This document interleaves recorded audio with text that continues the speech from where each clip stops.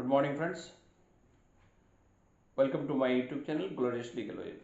आइए रोज की तरह आज हम लोग लीगल चर्चा में जुड़ते हैं। आज का विषय है ट्राइब्यूनल्स। हम लोग आगे डिटेल्स वेरियस ट्राइब्यूनल्स के ऊपर चर्चा करेंगे, लेकिन आज अभी का जो टॉपिक है इस वीडियो में स्पेसिफिक एसआर ट्राइब्यूनल के ऊपर जो सुप्रीम कोर्ट में एक केस फाइल हुआ, और वो केस जो है वेस्ट बंगाल के मुर्शिदाबाद डिस्ट्रिक्ट के बहरमपुर के अधीर रंजन चौधरी, जो पहले हमारे मेंबर ऑफ पार्लियामेंट थे, उन्होंने फाइल किया था। और इस संदर्भ में कोर्ट का काफ़ी कुछ ऑब्जर्वेशन आए कि ट्रिब्यूनल तो है, ट्रिब्यूनल तो गठन हो चुका है, लेकिन उनकी कार्यशैली कैसे होना चाहिए। जैसे हम सब जानते हैं, जब कैट में अपेयर करते हैं उनका बाकायदा कॉल लिस्ट छपता है, ऑर्डर होता है, ऑर्डर को अपलोड होता है। तो अभी तक ऐसा कि जो ट्रिब्यूनल्स है उस तरह का फंक्शन नहीं कर पा रहा है।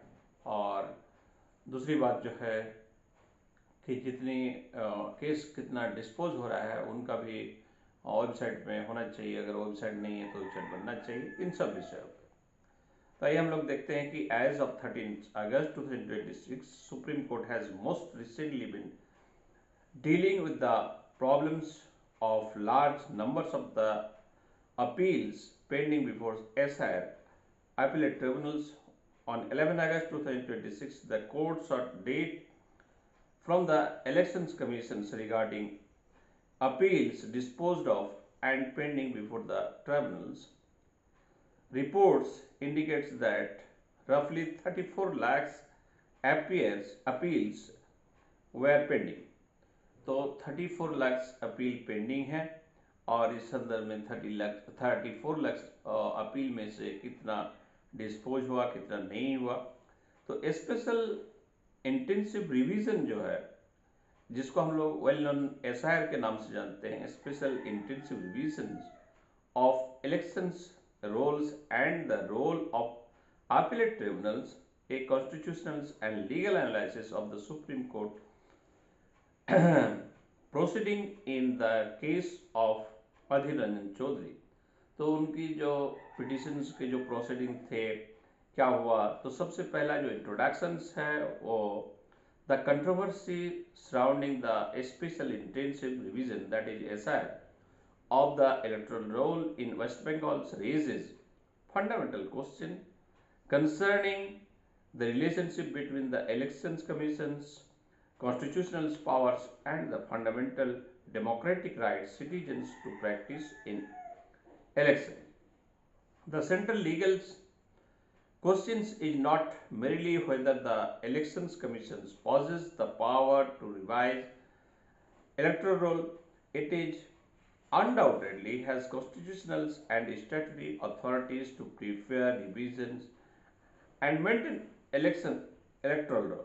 तो फ्रेंड्स, हम सब जानते हैं कि हमारे जो इलेक्शंस कमीशन ऑफ इंडिया है, उनके जो अधिकार है, डेफिनेटली टाइम टू टाइम हमारे न्यू वोटर्स को ऐड करेंगे, जिसका डेथ हो गया है उसको डिलीट करेंगे।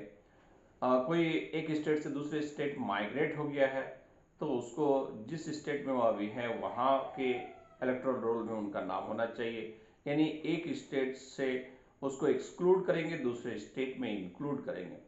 तो ये सारी बातें तो होना है, लेकिन अब किसी जेन्युइन वोटर है जिसका नाम के स्पेलिंग मिस्टेक हो गया या मिसमैच कर रहा है, तो इस संदर्भ में जिसको लॉजिकल डिस्क्रिपेंसी के नाम से जानते हैं, तो आप हैवोक मैंने जिसको हम लोग ह्यूज कहेंगे, ह्यूज एंड ह्यूज वोटर को जो आप एक्सक्लूड कर देंगे, और उनकी ट्राइब्यूनल्स का जो प्रोसीड्योर है, आप ट्राइब्यूनल सुनते सुनते 5 साल चल जाएगा, तो 5 साल के बाद फिर दूसरा इलेक्शन आ जाएगा और वो वोट नहीं दे पाएगा। तो ये हमारे डेमोक्रेसी में और कॉन्स्टिट्यूशनल फ्रेमवर्क में हमारे बहुत अच्छी बात नहीं माने जाएंगे। तो इसी संदर्भ में हमारे ऑनरेबल सुप्रीम कोर्ट ने सुप्रीम कोर्ट से जानना चाहा कि उनकी क्या स्ट्रैटेजी है हमारे क्या कहते हैं टोटल नंबर, जैसे हमने अभी डिस्कस किया 34 lakhs जो है अपील पेंडिंग है ट्राइब्यूनल में, तो उनमें से पर डे कितना अपील डिस्पोज हो रहा है, 10 हो रहा है, 20 हो रहा है, 15 हो रहा है, उसका ऑर्डर अपलोड हो रहा है कि नहीं, अगर कोई वेबसाइट है कि नहीं। हाँ, पर डे जो केस सुना जाएगा। अब देखिए जो अपीलेट ट्रिब्यूनल में अपील कर रहा है वो दूर दराज से आ रहा है, गांव से आ रहे हैं, और क्या कहते हैं उनको पता ही नहीं कि कब है, कैसा है, और ये कोई दूसरे केस जैसा नहीं, एक सेंसिटिव इशू है। उनको फिजिकली हो सकता है कि वो खुद अपनी बात रख पाए ट्रिब्यूनल के सामने और उसको रिजॉल्व हो। तो इन सब बातों के लिए थोड़ा हमारी ऑनरेबल सुप्रीम कोर्ट संजीदगी है, और ऑनरेबल सुप्रीम कोर्ट जो है इलेक्शन कमीशन से जानना चाह कि एक्चुअली आपका क्या फ्रेमवर्क है, टाइमलाइन क्या है, आपका स्ट्रेटेजी क्या है, आप आगे क्या करना चाह रहे हैं, और इस संदर्भ में जो है पूरा डिटेल्स हमारे सुप्रीम कोर्ट ने हमारी ऑनरेबल सुप्रीम कोर्ट ने इलेक्शन कमीशन ऑफ इंडिया से पूछा। तो फ्रेंड्स, मुद्दा बात यही है। होप सो कि आपको जो है वीडियो अच्छा लगा होगा। अगर वीडियो अच्छा लगा है तो इस वीडियो को शेयर करें, हमारे यूट्यूब चैनल को सब्सक्राइब करें। फिर मिलेगा अगला वीडियो में। जय हिंद।